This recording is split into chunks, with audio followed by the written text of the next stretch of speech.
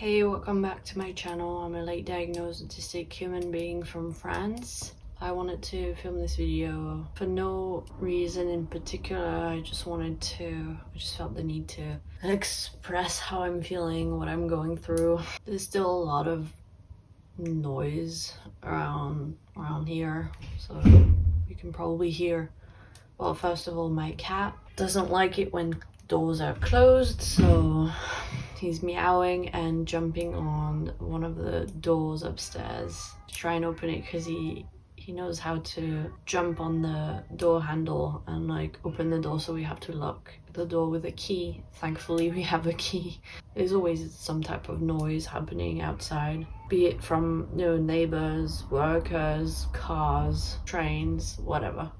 It's not the quietest place that we've lived at. But anyways, it's been almost 3 weeks since we moved here, which is crazy. And I haven't been feeling great. I haven't been doing very well.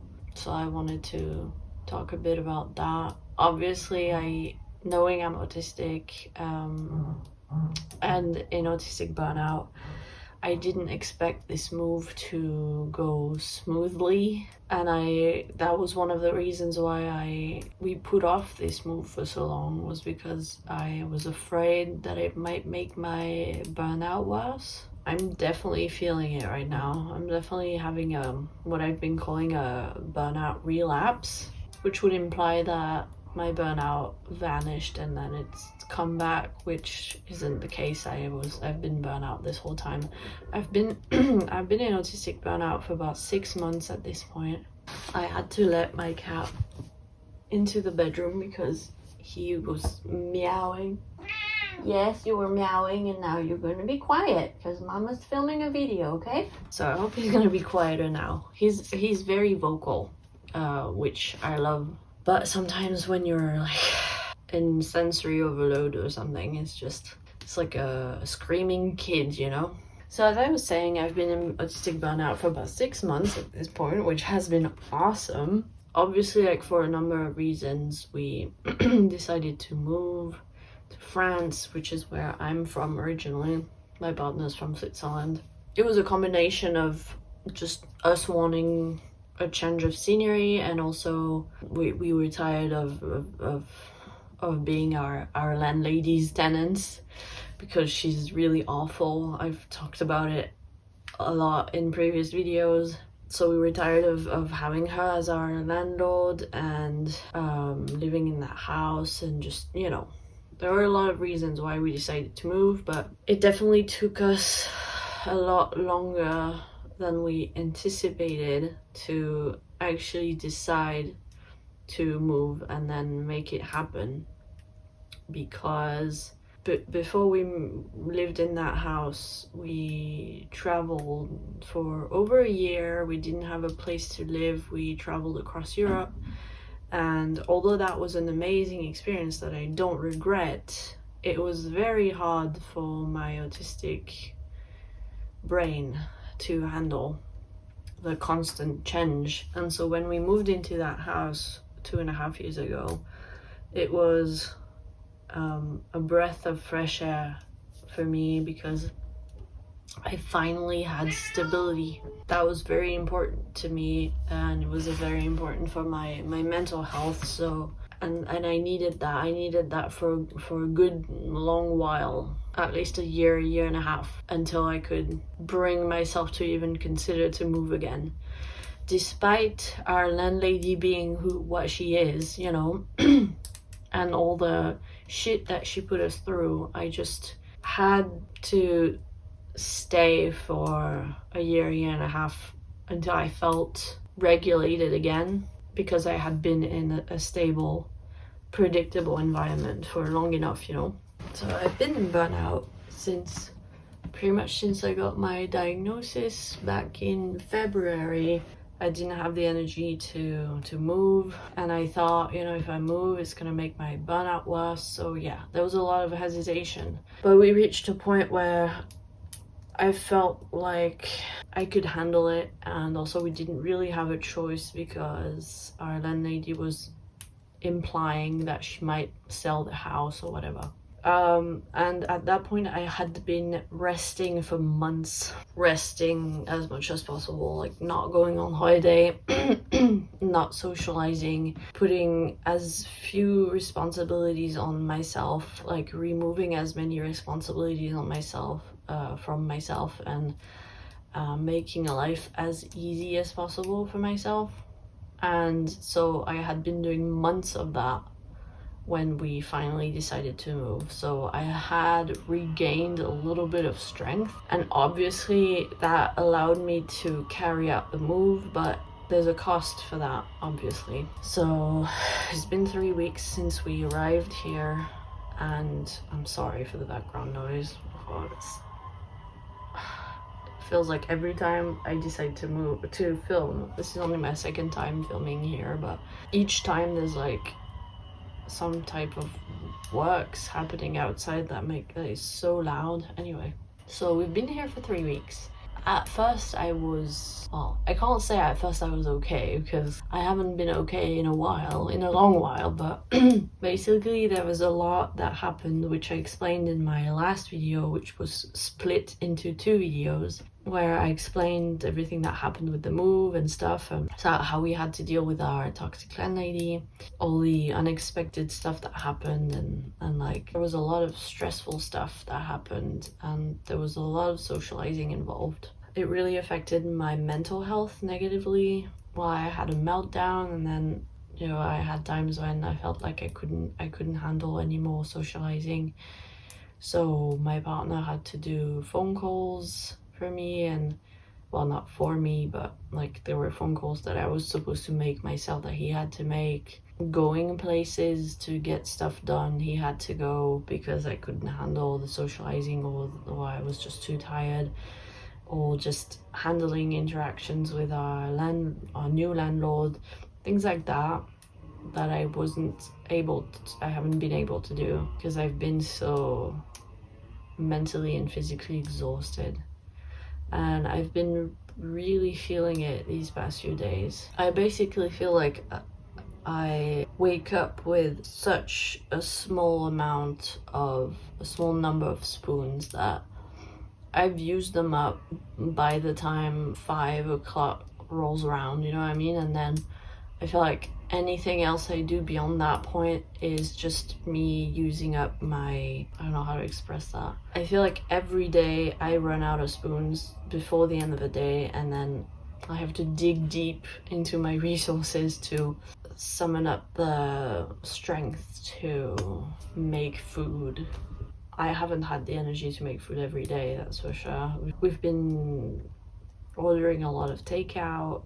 Yeah, we've been trying to find ways to accommodate our needs, and that involves takeout when we don't have the energy to cook, which is unfortunate but necessary. I went to grab a drink and my loops because the background noise was driving me insane, and then I realized that the window wasn't properly closed, so that didn't help. I'm sorry if that video is kind of all over the place. It's more of a stream of consciousness type thing. It's a good reflection of how I'm feeling and what's going on inside my head at the moment. Yeah, there's been a lot to take care of, you know, moving into a new house. There's been a lot of stuff that hasn't been working properly or that needed fixing, you know, appliances and things like that.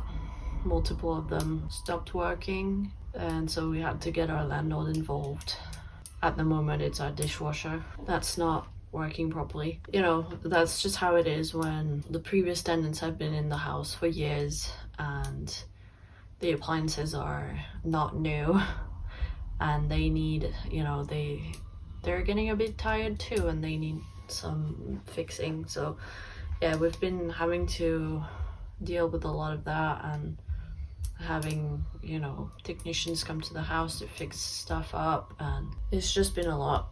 And I've been craving just weeks on end where I do nothing and I have nothing to take care of, where there's no socializing necessary, or nothing to take care of, or like just nothing. If I could just put my life on pause right now, that's what I would need, ideally. But there's stuff that needs to be done. There's, like I said, stuff around the house that needs fixing. There's administrative things that require to go print stuff out, send things by post, because it's France, and France is always at least 20 years behind in terms of technology, and there's always phone calls to be made, and so that's been a lot. I talked a lot about our previous landlady in my last video, so I'm not gonna go too much in detail about it, but basically she's been engaging in a lot of not so legal stuff regarding our tenancy, and so we've been trying to get legal advice for that. We had a legal protection cover through our home insurance, which we've been using to hopefully try and make a claim to get our full deposit back, and hopefully some compensation up to 3 times the amount of the deposit because of what she's done, which I'm not going to go into details. It's just legal stuff, but that has been incredibly draining.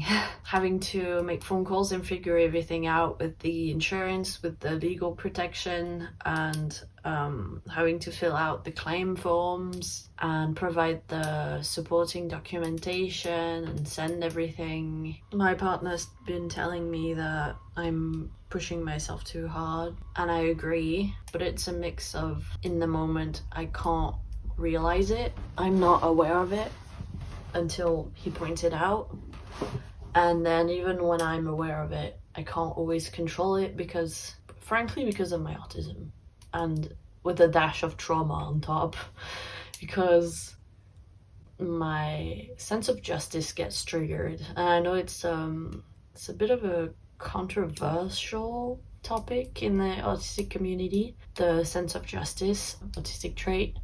Personally, I feel it quite a lot. I experience it quite a lot in my day-to-day life, but my sense of justice has been heavily triggered by the whole situation with our landlady, and it's been difficult for me to, and it's not the first time. There have been multiple times in the past 2.5 years that we've been her tenants where it was a battle between our well-being and justice. And sometimes you can't get both.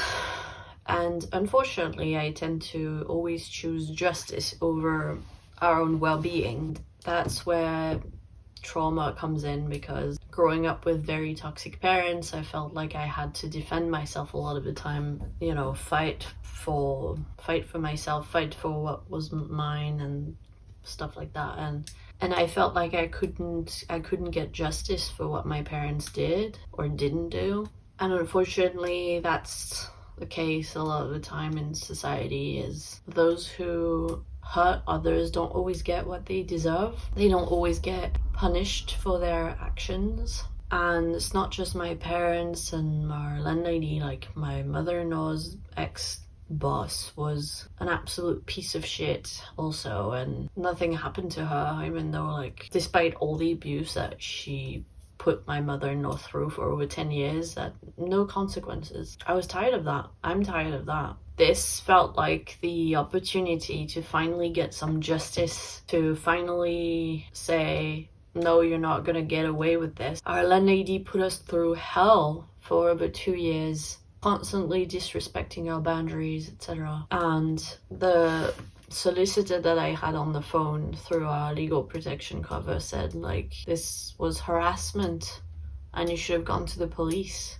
But I didn't think it was that bad, and it makes sense, because growing up in the family that I grew up in, I was conditioned to think that the abuse I was put through was normal. It was a lot of toxic stuff was very normalized, and so then it becomes difficult for my brain to flag certain things, even if my brain flags those things as toxic and abusive, I'm just so used to it that then there's an element of, oh, you know, it's not that bad, or the legal system, the police have better things to do, or like whenever I went online during our tenancy, whenever I was like, this is not normal, we should do something about it, whenever I went online and I did some research about landlord harassment and stuff, everything that came up was like, you have to contact the police if you're in physical danger, or like your landlord is physically threatening you.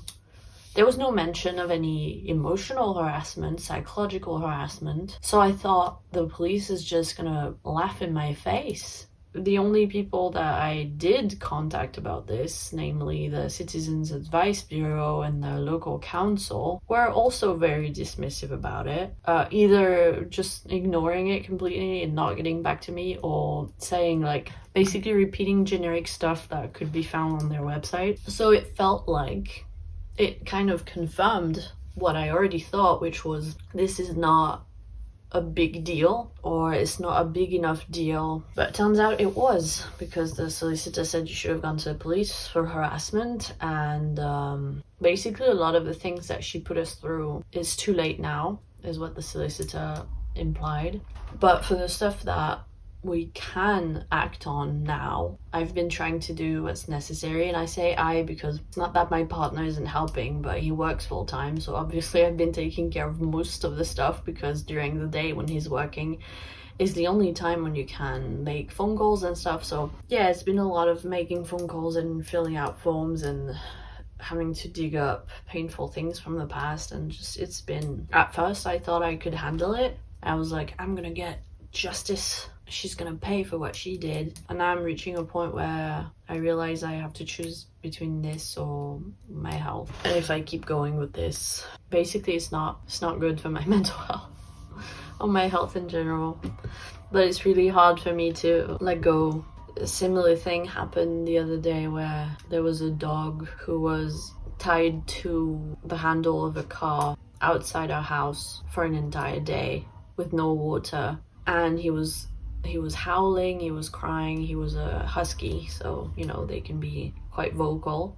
I had to do something about it, because to me it was animal cruelty, and my sense of justice got activated, and I was like, I have to do something about it, I can't let this go. My partner was able to like prioritize things in his head of like, I can't do this right now, I have to prioritize my own health and well-being, but I'm incapable of doing that. To me, there's like an injustice. Whatever I'm going through, however I'm feeling, is completely irrelevant. I have to do something about this, otherwise I'm not going to be able to think about anything else. I'm not going to be able to move on. So, you know, I made phone calls, I did what had to be done for that dog, because I was worried about his safety. And yeah, maybe it was too much and I didn't have it in me, but I did it anyway, because I couldn't let it go, you know. Same thing is happening with our landlady, where I'm like, I don't have it. The thing is, I've spent my whole life ignoring my needs, basically existing like I have no limits, and whenever I'm faced with a difficult situation, my own well-being is the last of my worries, you know what I mean? It's not what I think about first. It's not like, am I in a good enough condition to handle that? No, it's always what needs to be done, what is right, and then my well-being comes last, if it comes in at all. I'm not used to considering whether I'm capable of doing something before I do it. I was never taught to look after myself emotionally by my family, and I always had to defend myself. So, and of course, being a late diagnosed autistic, you spend your whole life thinking you're not doing enough because you can't handle the things that everyone else can handle. So it's just a whole thing. So I've been pushing myself too hard, basically, with everything,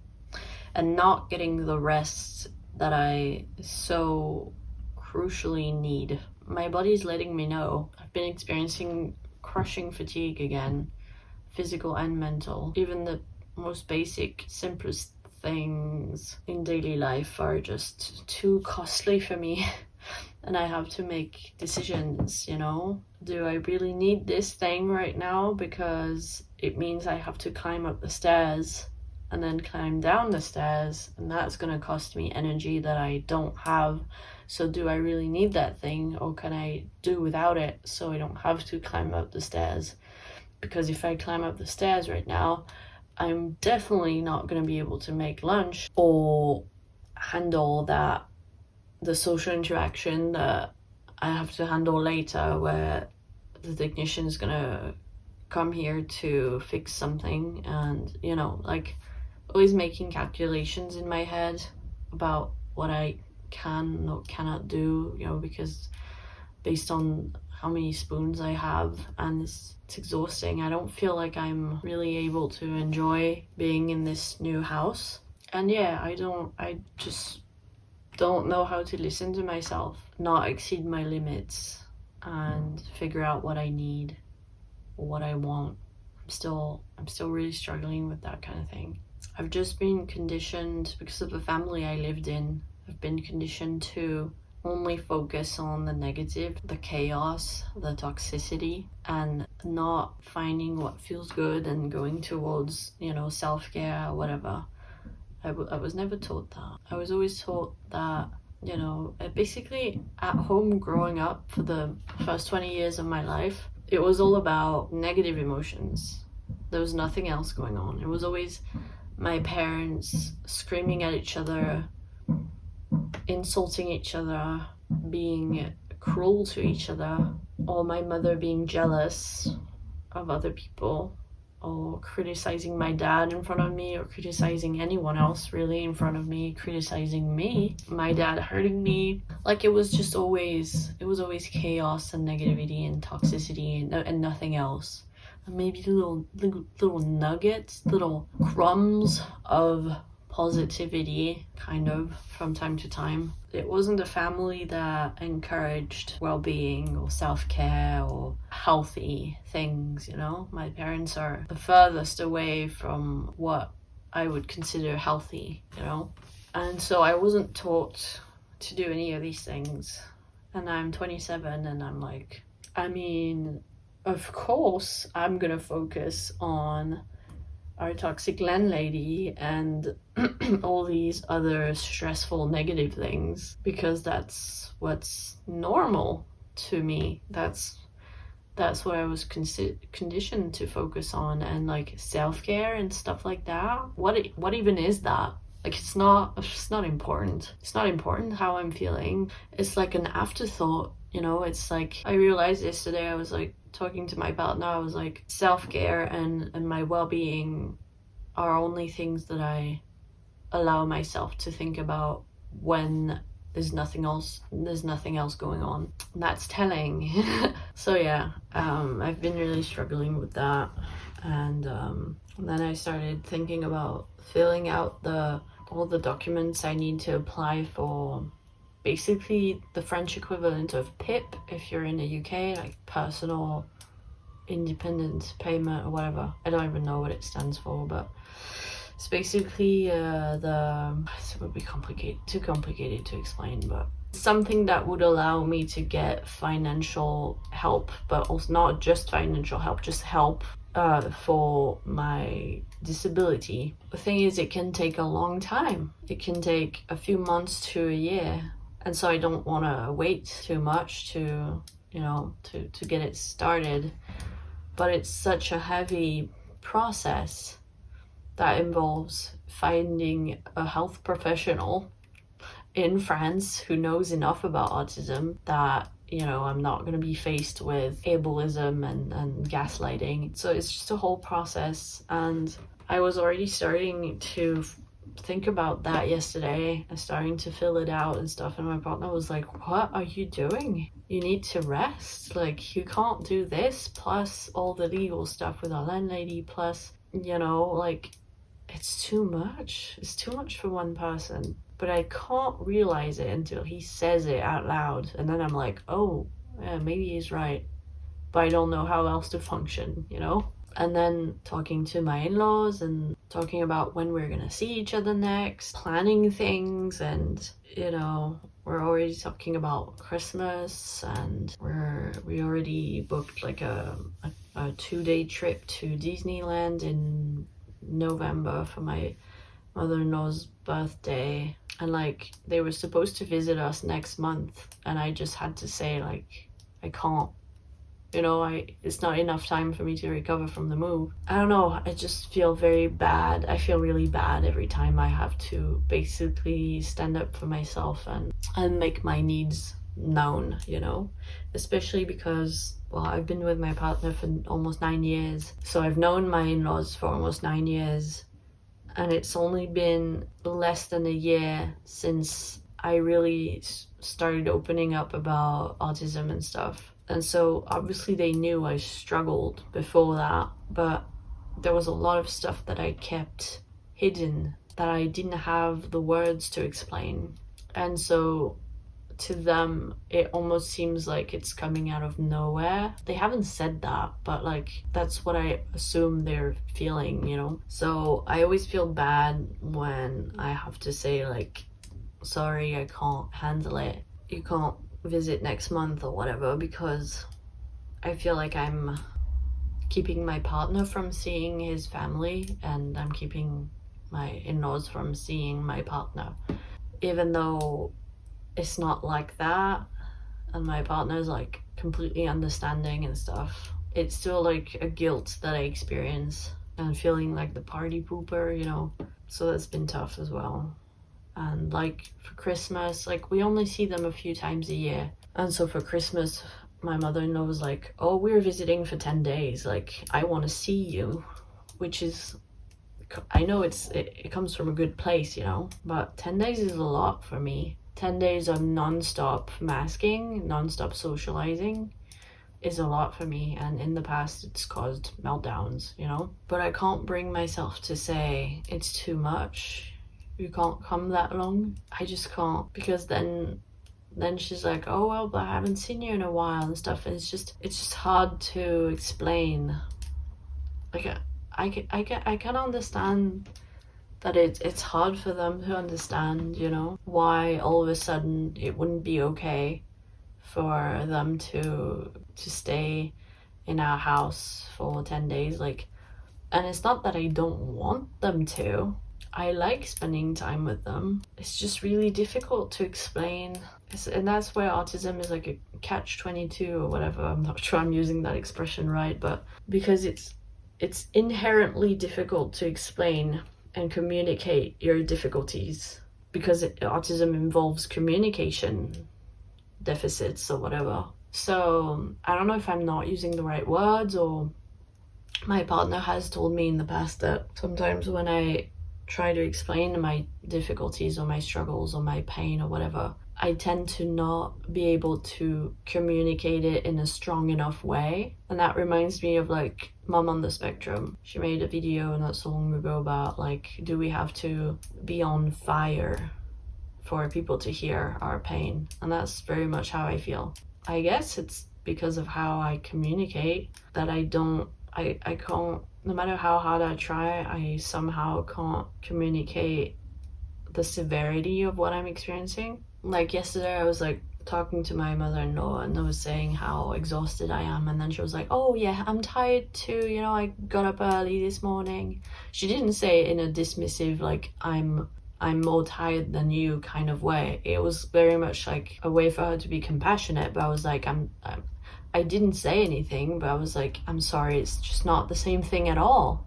It's not the same thing as being tired because I got up early this morning. Like you have no idea the amount of like the crushing fatigue that I'm experiencing. Like, and so it's very difficult to explain my struggles sometimes. I've talked about this in the past in other videos as well. Like, it's just a whole thing. But so what I managed to say was, since they're coming for 10 days at Christmas, I was like, I'm gonna have to take days where I spend time on my own to recharge. That's what I told her.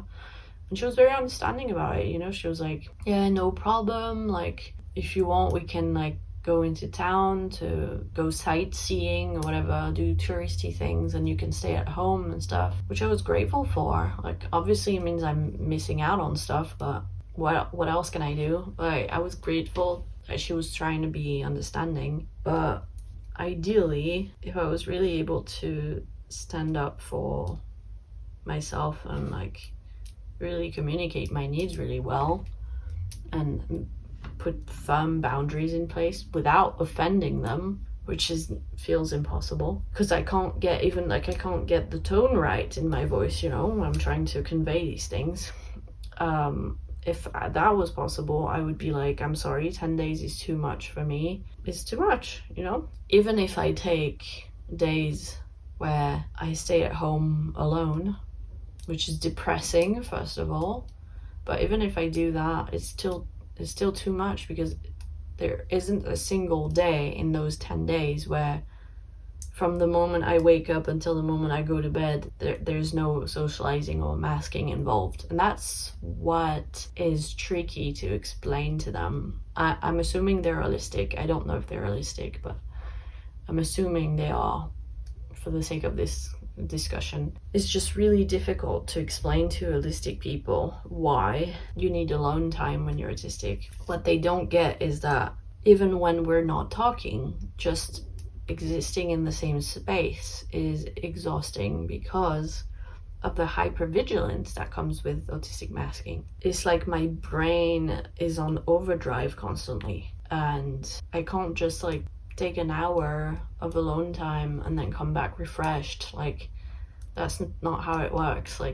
I would need 2 weeks of recovering to be able to, and I'm being generous when I say 2 weeks, for me to be able to do another day of socializing, So I don't know, I'm not at a point yet where I can confidently say to my in-laws 10 days is too much and stuff, because then they're like, but I haven't seen you in a while, and then I feel like I'm keeping them away from my partner, So yeah, it's just before any of you say in the comments your needs are more important, you have to say, I know, but I'm not at a point yet where I can just confidently say, this is what I need, and you have to comply with it. Convey it in a way that is not offensive to them, and then not care about how they feel about it. You know what I mean? I don't know if I'm being clear, and even though my partner is also autistic, I feel very much alone in this because we experience things differently, and he doesn't struggle with the same things I struggle with. He doesn't mask as much as I do around his parents, so it's not as exhausting for him, Some days it definitely feels like life is too much, What do you do when you're burnt out and you don't know how to look after yourself to get better? I really feel like something died inside of me when I became an adult. A lot of late diagnosed autistic people say they had a horrible time as a child and a teenager, and yeah, it wasn't easy. Far from it. There was a lot of suffering, but I don't know, I felt like myself more. I felt more in control of my life, you know what I mean? I felt more passionate, I felt more enthusiastic, I felt more... Ever since I became an adult, I've been feeling like the shadow of myself, I don't know where I'm going in life. Seeing my in-laws twice a year is already too much, and that's the only family I have. I'm coming back to France as well, which is my home country, has, awoken a lot of feelings and stirred a lot of memories. That's the country I was raised. That's where my family still resides. It's reminded me a lot of that. It's reminded me a lot of my great aunt who passed away a year and a half ago. And I've really been feeling like it's all just too much, If anything else happened on top, if I had to deal with any more hardship or pain, I couldn't take it. I'm feeling very fragile right now. I'm made out of glass and I could shatter at any moment. Well, this is a very joyful vlog, isn't it?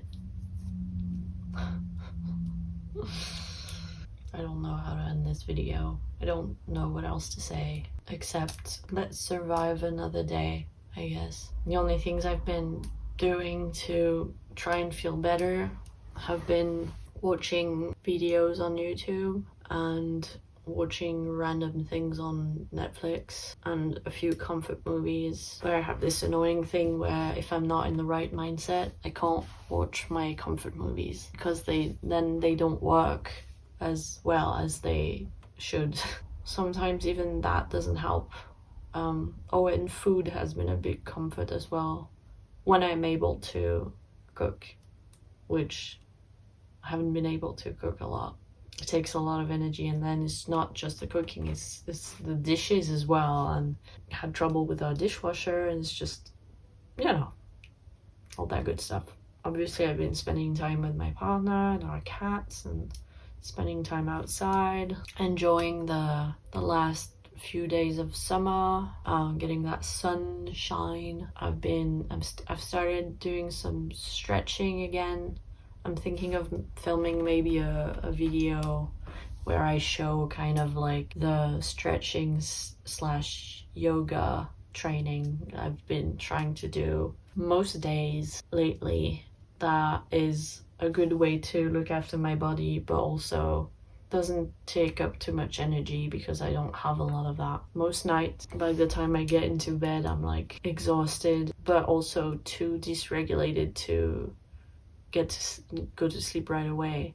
I'm woken up several times during the night by our cats, like the noises outside. I've been having a lot of anxiety at night. Like last night, I fell asleep watching a movie on the sofa, and usually when you fall asleep watching a movie, it's a very soothing experience or very calm experience, but for some reason that triggered a wave of anxiety for me, and then I had a bit of a panic attack. So yeah, at this point I'm on survival mode right now, trying to get through the day. That's all I'm capable of doing right now. That should be my outro, I think. Let's survive another day. Thank you for all the sweet comments you left on my last video. The amount of support from you guys never ceases to amaze me. I feel so grateful to have so many sweet, supportive, understanding people supporting my content. Sometimes, that's the reason why I keep going, is reading your comments and feeling like you guys relate to some extent to what I'm saying, and it is helping you in some way. That's what keeps me going sometimes when I feel like, oh, what's the point of even making these videos? And then I receive one of your comments and I'm like, see, it's not pointless. It's not completely pointless, So thank you for that. Thanks for watching, liking, commenting, subscribing. If you'd like to support my channel monetarily, I have a Ko-fi account that I'll link down below, and I'll see you in my next video. Bye.